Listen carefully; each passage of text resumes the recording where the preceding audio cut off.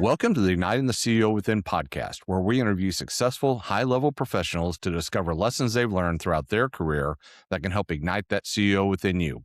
I'm Mark McFatridge, and I'll be your host for the next 15 minutes or so. Our show is sponsored by Quade, a nationwide community of CEOs and entrepreneurs. Quade has developed a platform for CPA firms, financial advisors, and other professional service firms to deepen existing relationships, attract new clients, add advisory revenue, and impact the lives of CEOs and entrepreneurs. If you'd like to learn more, go to quadecircle.com. I am absolutely pumped to get to hang out with Brook Gratia today. She's the president and founder of Edgewater CPA Group and the co-founder of the Owner Circle here in Indianapolis. Brooke, welcome to the show. Thank you, Mark. It's really great to be on here. Yeah, it's truly an honor. I wouldn't say that yet. Let's see where it goes from here, and Okay, then we'll see how much of an honor it is. Hey, do me a favor. Share a little bit about your history and background, and how did you choose public accounting and all that stuff. But start at the beginning, like how where are you from? What all the stuff. all the stuff. Well, I my childhood was in Florida. My teen years were in Pennsylvania, and I ended up at a college in Indiana, Grace College up in northern Indiana. And actually, when I was trying to go to school, at one point in time was considering the army, which now knowing myself, I it would be comical.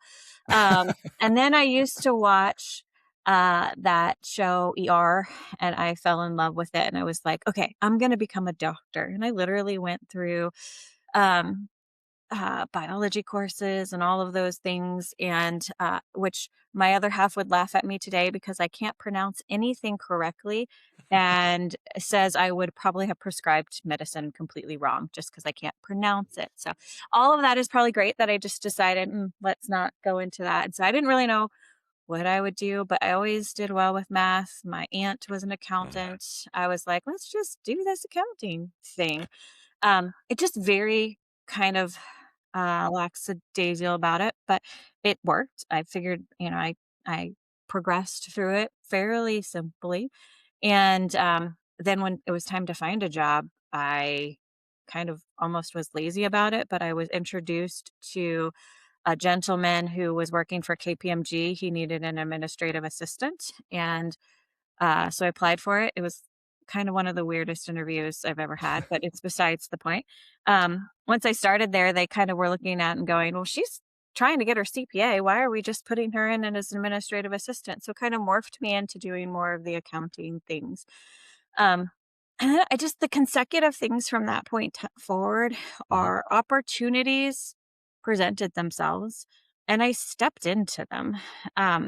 Whether it was intentional or not. So I was Mhm. consulting with the Department of Defense and at KPMG, and then the opportunity came to start to work for the Department of Defense, and I applied and got in. And next thing I know, I was in charge of the division that prepares the Army's financial statements, which was interesting.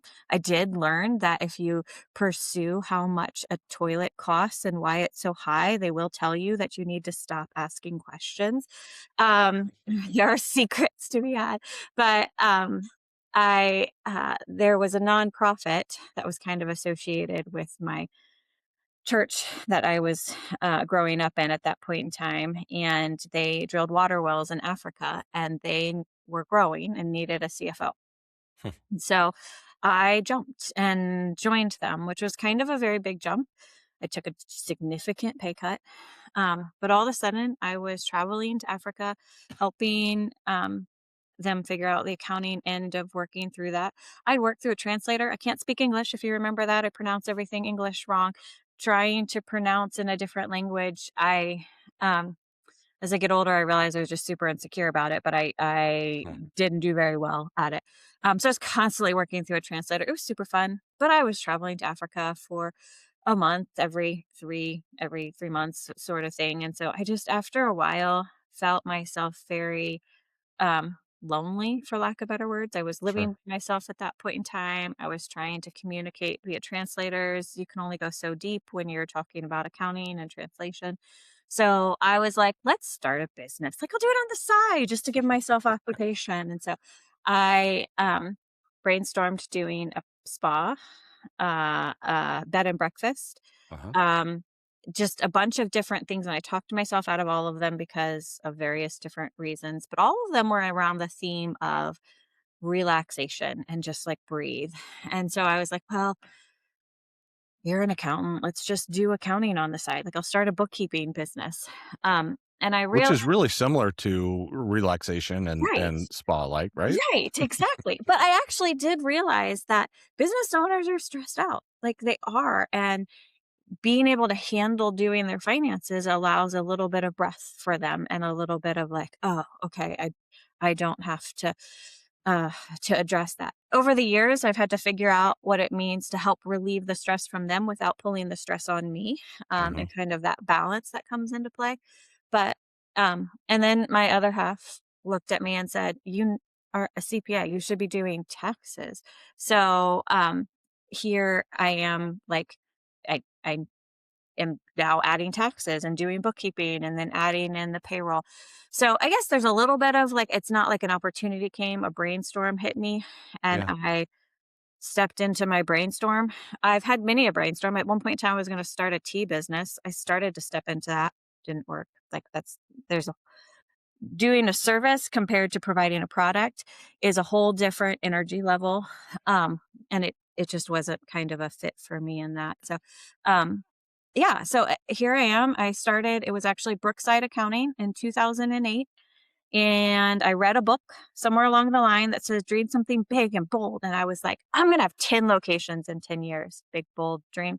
Yep. So I bought an office in Fort Wayne and I said, never mind. I don't like this dream anymore. This is a really That was a dumb hard. dream. There we go again.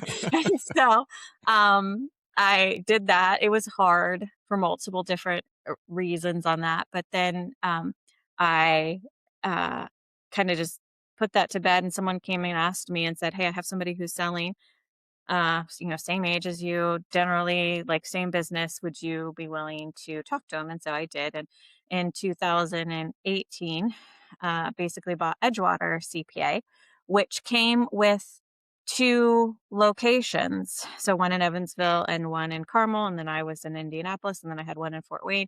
And so all of a sudden, I had in 4 years gotten to four locations. So this big bold dream that I had that I said, "Forget it," Uh-huh. I'm all of a sudden stepping into. I'm still not gonna have 10 locations in 10 years, that's still not, but it was just a very interesting, "Huh?" Like, that's kind of Right. funny. And then I purchased another business over on, Washington, another group of accountants, on Washington Street. And so and then closed my Evansville. So I still am in a, like, and it closed my Indianapolis. So I'm still in kind of a 3 office kind of space of things, Mhm. but, I kind of just continue to step into different things and different options, and now here I am, and as I'm trying to figure out how to grow my business, there's doing accounting, there's doing taxes, it's Uh-huh. all fine and general, but, like, what I real and the you can do TurboTax and figure out how to do taxes. You can do QuickBooks and kind of get in and do it. But I was like, really, if I care about people's stress, it's not just kind of, did you check the box of getting it done, but you know what you're looking at and how to look at it. And so um, I started to do this like profitability and growth, almost controller, CFO space, and I still do it. Um, but that's hard to scale when it's just me on that Mhm. aspect of things. And so I was like, oh, I want to help business owners get over their mentality. I mean, I'll just say it, for me as a Mhm. business owner, the thing that holds me back is my own anxiety, my own fear, my own things that are like talking in my brain that says I can't do something or I shouldn't, or like or or what that is there. So figure out how to walk through my headspace of which headspace is good headspace to have, which warnings are good, which warnings are not, and like how to space through that. And that's when I started to kind of talk a little bit with you of like, Mhm. okay, everything I've been trying to develop over here of helping someone not just check the boxes of accounting, but actually thrive as a business. Um, but I don't want it dependent upon me. That there Right. is something that happens when you're in a group and when you're in a peer space to be able to go, "Oh, yeah, I have had the same thing. I had it just 3 years ago, and, like, this is, like, how I dealt with it." Or someone who can kinda put the mirror up and just say, "Yeah," like, I was just talking to a friend, and she's like, "I'm trying to be a coach, and I just I just can't seem to figure out how to make that work." And I was like, "Well, you're not trying." And she's like, "No, I really am." And I'm like she's like, "I just really hate selling myself." And I'm like, "Well, right there, like, you're not trying because you're not selling yourself." But that peer conversation, not Mhm. the like, I'm paying for a coach or I mean, there's nothing wrong with those, but, like, just that peer conversation that can challenge and kinda break through is what really kinda said, "Okay, that's what I want to build is a a team of peers that kinda pull together and help businesses grow," because that's what Edgewater is about, not just the check marking of the boxes, but how do we help you keep your money and make your dreams happen and all of that stuff. There's that next component that comes into it. That was a really long spiel. I'm so sorry. No, it's awesome. For So, but I think, I mean, the cool thing about it, right, is it all ties back to kind of who you are as a person, right? Like, Mhm, as you said, when you were starting to think about what else could you do, it was all about it was mental health, it was relaxation, it was being at peace with yourself and all that kind of stuff. I just find that the irony is really cool right now because as you know better than anybody, the CPA industry is kind of coming to a crossroads where there are a lot of firms out there that are being at risk of being commoditized because, mhm. like you said, you can do your taxes on TurboTax. You can, with artificial intelligence today, you can upload all your financials and say, "Hey, what's the tax strategy for me?" and go and do that kind of stuff. And that's good and efficient at some level, but it doesn't take it to that whole other level, which I think is really where Edgewater starts to stand apart. And then now the addition of peer groups is another way that's helping you differentiate yourself from your competitors because of that ability to bring like situated people together Mhm. to start talking amongst each other and share experiences. I think obviously I'm biased, of course, but I think it's really powerful, Yeah. so keep talking about that philosophy of leaning on each other and the value. And I mean, you even started a company called the Owner Circle to help offer these peer groups within your firm and attract other business owners that are like situated that can match. How again, talk a little bit more about how that all came about and why are you doing that when you could just be sitting back and saying, well, I can offshore some of this work and be efficient and still make money and whatever. Yeah. Um, I think the why kinda comes back still to that I'm a dreamer. Like, I like to dream through where is it that I can travel? What is it that I can make my business? And I really like dialoguing with other people about what their dreams are, what their vision is, and kind of where they want to go with it. And I just over and over again, when I'm sitting down and I'm going over finances with people to challenge them on all right, what's the mental block that's making these numbers manage the way they are? You know what needs to be done, but you're not doing them. Mhm. And now that psychological aspect of uh, how do you get people to get through their own mind stuff? Mhm. I'll be frank, it's a little bit intimidating. Like, how do I help someone help themselves? Like, I can say it, but like, how do I actually help them in that kind of space of things? And so, um, that's where the idea of like, all right, I don't, there's only so much time in my day to have conversations with people to help them kind of step through what is it that's stopping me from hitting whatever vision and goal that I'm trying to get to. And I think that's the difference that's with a lot of accounting firms, and people kind of pull this together in. like, hey, I can shove this stuff on AI. But if you don't know how to ask the right questions to AI, Mhm. AI will sometimes give you the answer that you want to hear. I mean, I've literally done it Oh on yeah. some things. So you have to know how to ask it the right question so it's not setting you up for a really risky space of things. So I think it's a really great thought pattern tool, but then being able to come back to and talk to people who are in it makes a whole lot of difference. And so sitting down with someone and strategizing from a tax perspective of like, okay, um, talk to me about yourself. Talk to me about where you're going from. Now I know there's this tactic over here. You could pay your kids, and you know you could like pull this. You actually should be operating as an S corp now. How do we pull in a short term loophole that will like allow you to save like talking through all of those things? Yeah, you could shove Uh-huh. it into AI, but at some point in time there's the psychological talk that needs to happen that gets you through that you can't do with, I mean, a little bit, but you really can't do with that AI side. So that relationship that comes into play, and that kind of spun me off into, hey, I want to do help people become profitable and grow. That's not just doing the numbers and keeping track of it. It's like talking through that aspect. But I don't want to do this as a controller and a CFO. There's a lot of that space. I Mhm. really have enjoyed the peer conversations that I have Right. with a like-minded space and going, hey, so we have tried for a while to kind of build through like what would that look like? How would that kind of pan through?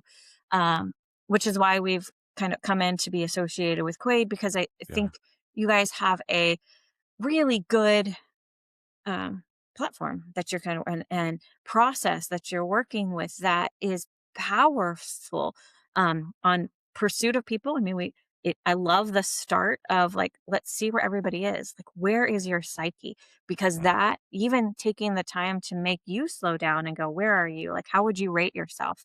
Um, that plays a lot into, okay, why is it that I'm like just dragging today? Why is it I can't seem to get over this hump? Like, all of those pieces, I think those are really helpful things. I'm not sure if that's exactly your question Yeah. right there, but, um No, I think it's cool. I think one of the things that you said in there that I probably thought of at some level, but not where you were going. As you were talking about, it's hard to be a consultant and tell people where they should be going, right? Mhm, Like, and one of the things that's been really important in my career has been the peer group component, right? I've been in the same CEO peer group for 19 years now, and it changed my life when it was there. I've never had an executive coach. And I think as you were talking, I was thinking about, it's one thing to hear somebody say, you should do this. It's another thing to have somebody that's like situated say, when I did this, I saw this happen. yes. And that's a completely different Mhm, flip. And I again, I'm biased, but it's also worked for me. I've experienced it. The peer group model worked for me. mhm, Having, if I would have had to rely on one particular executive coach, I don't think that I would have accomplished whatever it is that I've accomplished, because I'm a person who's relying upon experiences of others and seeing things happen. And, executive coaches are awesome, but they only have one experience, right? mhm. Whereas if you're in a group of 10 people, you get the experiences of those 10 other people. And again, it's not just business, it's personal, it's family, Yeah, it's, whatever. and it all And plays together and impacts everything, but yeah. yeah, like I said, when you started talking about that way, you just made a commercial for me, by the way, so thank you. But no, and I mean, in all seriousness, it is one thing for, it's like trying to be, coaching your spouse, right? It's Mhm, like, you can try that, but that's not going to go that well. But if you bring in other people and they say the exact same thing, it's going to go much better, or kids or right. whatever. But um, so yeah, that was really cool. Well, okay, so start to wrap up. Um, what does an engagement with Edgewater typically look like? And then how are you bringing people into these circles and the peer group under the owner circle? Yeah, so, Edgewater, we try to meet people where they are and kind of what they need. And some people just are like, hey, I'm just too busy. I don't want to do my taxes. Can you just do it? See you next year. It's not overly complicated. And then other people, it's like, okay, I'm kind of nervous. Like, I'm starting a business. I don't really know. I'm getting paid 1099. I've never done that before. Like, what are the things I don't want to get caught? Oh, on crap ton of money. I don't want to be in these place, and they're just kind of nervous on that side. So we often will sit with them and do strategies.